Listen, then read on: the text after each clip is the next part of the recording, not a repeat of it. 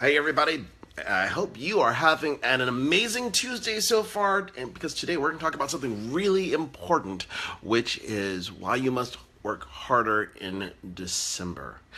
It's really an important time of the year. You think about it, you have the holidays going on, and you always have the holiday parties, all the things that people they're wanting to participate in.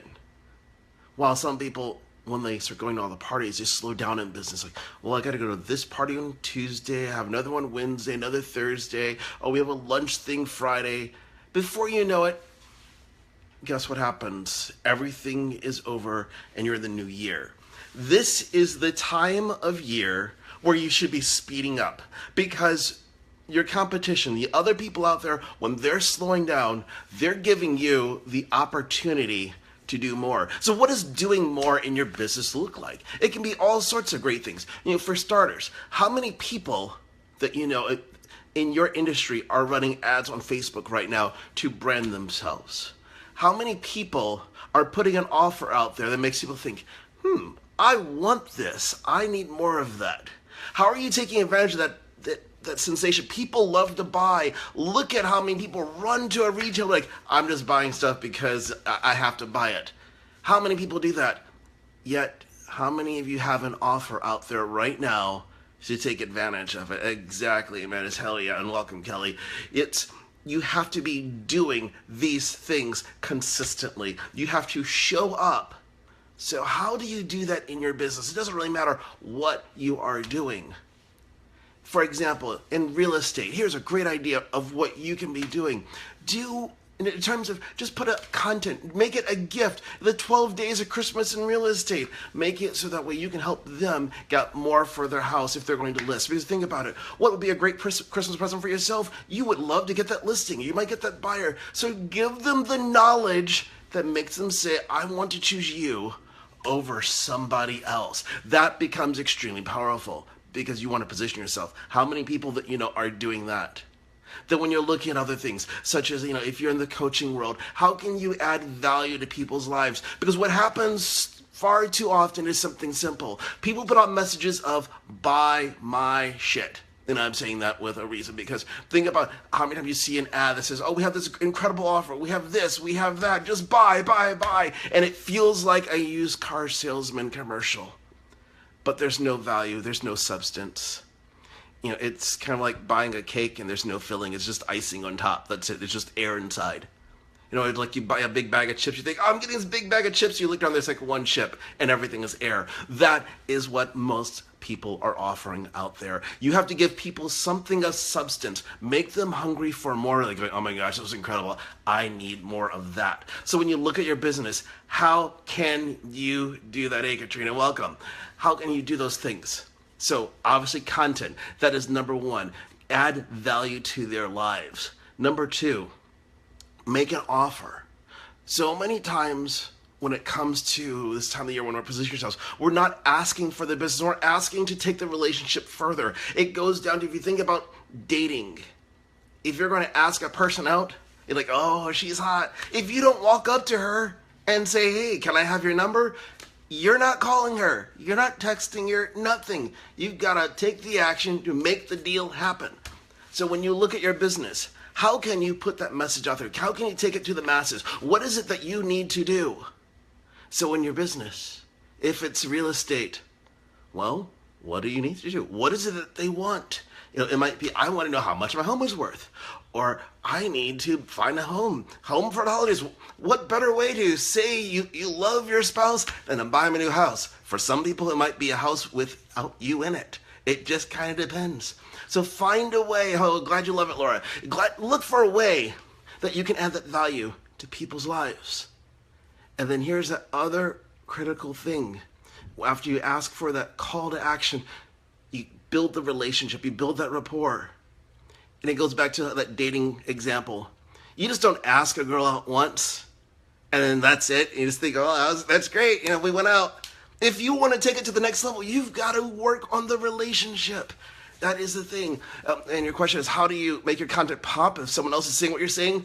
Okay, let's talk about that for a moment.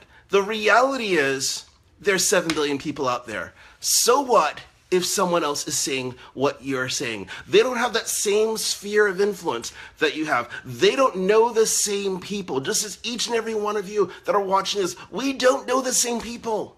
You can say the very same thing and reach an entirely different audience.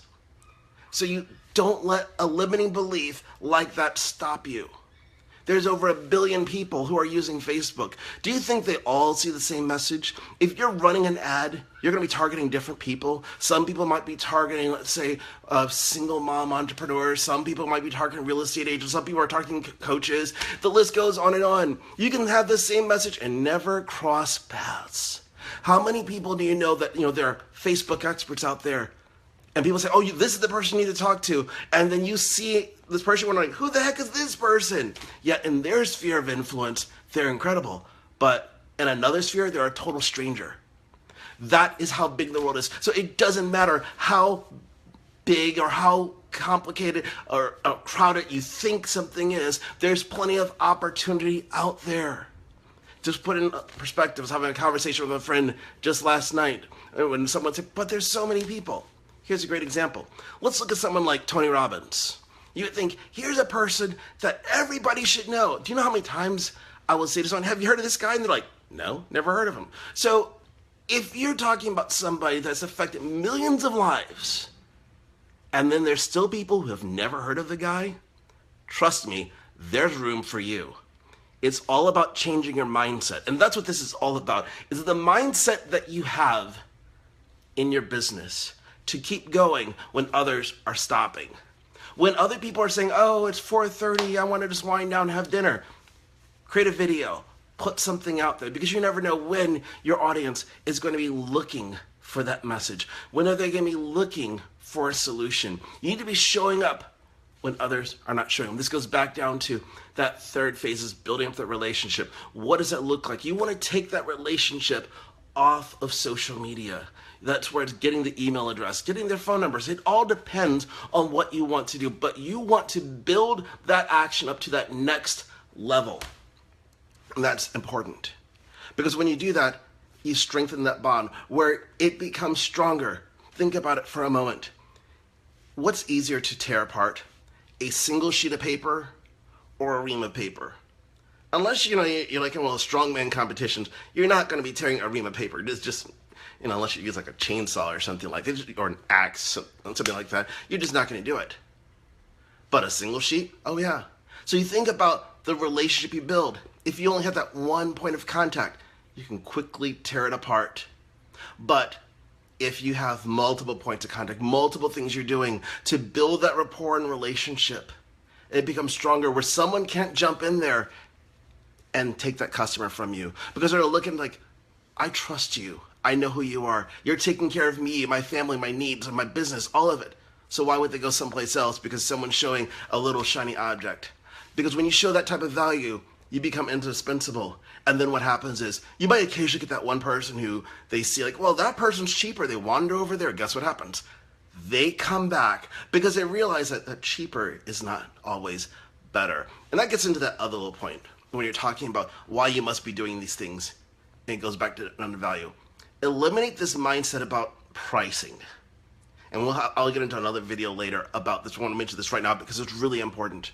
Focus on the value you deliver as you're building up the relationship, because then if people see that you are worth it, unless you're like charging, champagne prices and you're marketing to a beer taste budget type of people, they're going to pay it because they see that you are an asset to them. So do these things day in and day out. Do the stuff that people are not doing. Put your message out there. Make the call to action. Ask for the sale. Ask for that business. And build the relationship.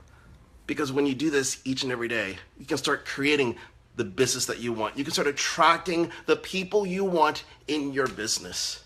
That's all it takes. So do these things. So I'll ask you one thing. Share this video. Because there's someone out there who needs to hear this message today. Because it's going to impact their business, not just in December, but in January going forward. So go out there and be awesome, because you're worth it and you can make it happen. So I look forward to chatting with you soon.